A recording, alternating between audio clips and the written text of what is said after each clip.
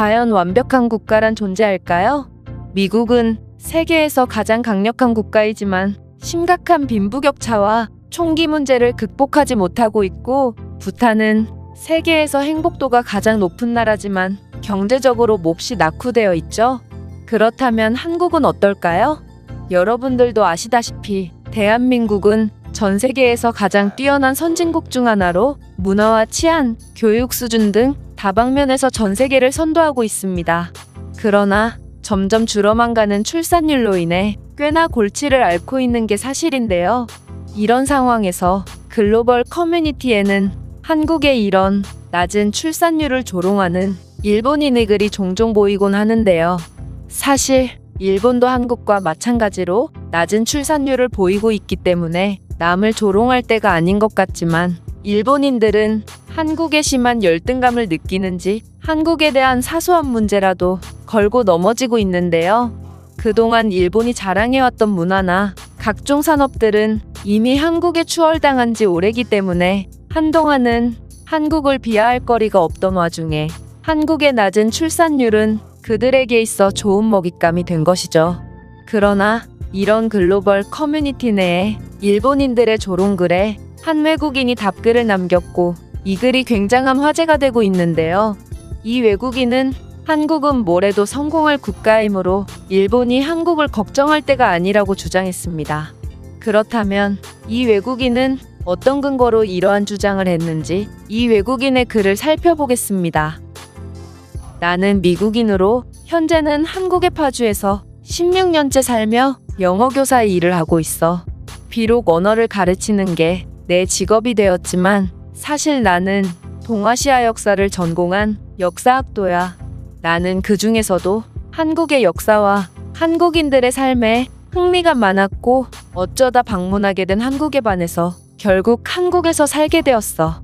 나는 요즘 한국은 낮은 출산율로 인해 곧 소멸해버릴 거라는 일본인의 글을 자주 접하는데, 나는 절대로 그런 일은 발생하지 않을 거라고 확신해. 그 근거로는 그들이 지금까지 살아온 발자취를 거슬러 올라가면 쉽게 납득할 수 있다. 우선 일본을 몰아내고 한국전쟁을 거친 한국은 세계에서 가장 가난한 나라였어. 그러나 한국인들은 자신들의 나라가 가난한 나라라는 것을 좋아하지 않았지. 따라서 그들은 이 현실을 바꾸기 위해 직접 움직이기 시작했다. 한국 정부는 삼성이나 현대 같은 특정 기업에 보조금을 지급했고, 그들 기업은 많은 사람들을 고용하기 시작했어. 그러나 한국의 노동자들은 자신들이 속해 있는 기업이 덩치는 크지만 불안정하고 가난한 회사일 뿐이라는 것을 인지하게 되었고, 자신의 회사를 발전시키기 위해 분주히 움직였다. 한국 노동자들은 고된 노동을 마다하지 않았고 그 회사에 자신의 모든 시간을 투자하기 시작했어. 그들은 초과 근무 수당을 받지 못할 것을 알면서도 추가 시간을 일했으며 모두가 야근을 했지. 결혼을 해도 가정생활이 없었으며 잿더미에서 일어난 후에도 그들은 그저 묵묵히 일했다. 한국인들은 가난함에 지쳤고 자신들의 회사가 가난한 회사로 남는 것도 용납하지 않았어. 결국 그들이 노동으로 피땀을 흘린 지 30에서 50년 만에 한국은 세계에서 가장 부유한 국가 중 하나가 되었다. 내가 가장 인상 깊었던 것은 2008년 세계금융위기 때였는데, 한국인들은 전 세계적인 위기 속에서도 회사가 성공할 수 있도록 무급으로 일했고, 결국 외부 세계는 한국의 경제에 거의 영향을 미치지 못했다. 즉, 한국인들은 자신들의 운명을 개척할 의지가 있고 상황에 따라선 급진적이고 도전적인 결정도 주저하지 않아서 늘 최고의 결과를 만들어낸다는 거야. 이런 한국인들의 장점은 그들의 인프라를 봐도 알 수 있는데, 그들의 도로는 정말 전 세계 최고 수준이라고 할 수 있지. 그 비결은 바로 도로에 약간의 세월이 보이기 시작하면 한국인들은 그 즉시 도로를 갈아서 다시 만들기 때문이야. 길가의 화단을 봐도 그렇다. 그들의 화단은 완벽하지만 조금 질린다고 생각되면 한국인들은 주저없이 화단을 갈아서 다른 꽃을 심는다. 그들은 아름다움이 그저 유지되는 것에 만족하지 않고 항상 최고로 아름다운 상태만 추구하거든. 또한 16년 전만 하더라도 내가 사는 파주에는 지하철이 없었고 차를 타고 1시간은 나가야 지하철을 구경할 수 있었지만 이제는 우리 집 바로 앞에 지하철이 있다. 한국은 서울과 연결되는 전국에 지하철을 만들고 있고 지하철이 없는 곳에는 버스와 기차가 있어서 몇 년 새에 전 세계 최고의 대중교통 시스템을 보유하게 되었다.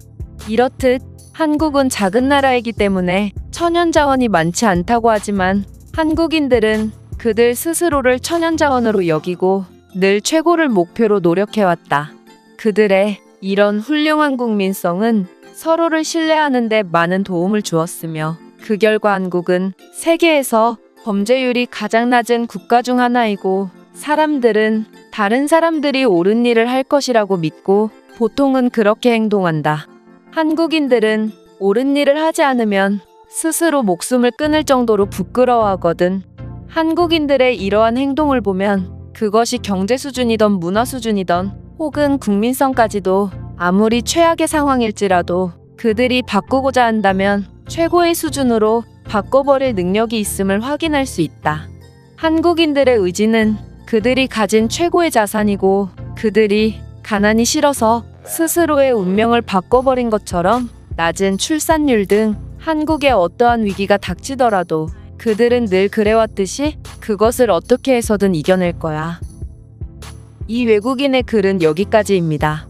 이 외국인의 말대로 우리 한국인들은 어떠한 위기가 닥치던 늘 그것을 극복해왔고 우리의 이러한 의지와 행동력만 있다면 앞으로 있을 위기도 슬기롭게 극복할 수 있을 것입니다. 그렇다면 이 글에 대한 외국인들의 반응은 어떤지 댓글을 통해 해외 반응을 살펴보겠습니다. 천연자원이나 침략과 약탈로 인한 부 없이 성공한 나라는 한국이 유일하지 않을까? 어떠한 나라도 한국처럼 하지 못하고 있는 것을 보면 한국인들은 정말 선택받은 사람들이 아닐까 하는 생각이 들기도 해. 동의한다. 지하철 같은 경우에도 한국은 이 분야에서 후발주자였음에도 불구하고 지금은 완전한 선도국가가 되었지.